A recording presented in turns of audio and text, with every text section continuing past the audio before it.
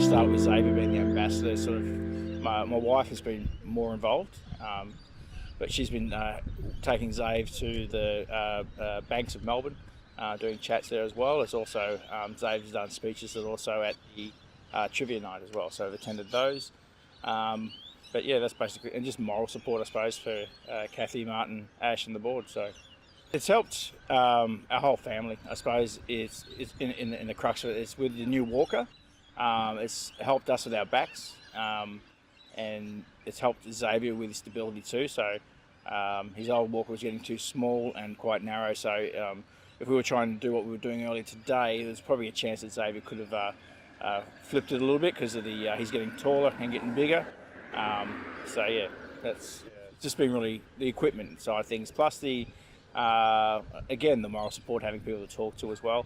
The Chrisalis Foundation is an organisation where the volunteers and members have great hearts, like most organisations, but they've also been through things that we've going through as well.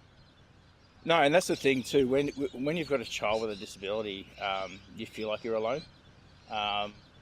Especially being a male as well, you feel quite alone. So it's really a good opportunity to have a foundation like this too, where you can meet other parents and other dads and just realise you're not alone, and hopefully those channels of communication can be open and honest. And the problem we have as being men is that when someone asks us, "Are you okay?" we say, "Yeah, I'm fine, mate." So, yeah. But we're like ducks. We're all calm up top, but struggling down underneath. So. I'm quite passionate about what Kathy believes in, and about how it's actually more than just the money. It's about connections, networks, establishing community engagement. So I'm very passionate about what she believes her foundation stands for. It's providing opportunities for a future. Yes. Where when you have a child with a disability, all your dreams and aspirations of what you thought your child would grow up to be, would he be a policeman, would he be a fireman, would he be, a plumber, he or she. But and you sort of, that whole changes. You start wondering, well, what future do they have? Yes. And what happens when I go, and what happens when, I've read something the other day where a family would, you raise your child till they're about 30, and then you start thinking about yourself. But with a child with disability, people say you retire at 66 these days. We'll still be going long after that. Yes, yeah, hopefully. It never ends. Yes. Yeah, hopefully, yes. But it does never end. Yeah, because we not only get support from the foundation, but from each other. Yes. So.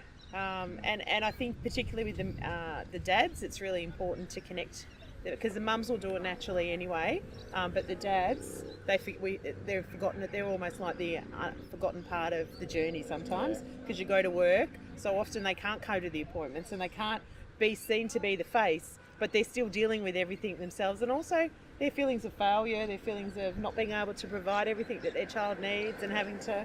But also they're providing support for their partner as well. Yes. And imagine working a day and never knowing what you're walking into when you come home. Yeah. And your working day, you're tired from your working day, but it's almost like you're on another hypervigilance working day as soon as you walk in the door. Yeah. Yeah. And whether that be from the child or your partner who's had a bad day with the child. Yeah. Yeah.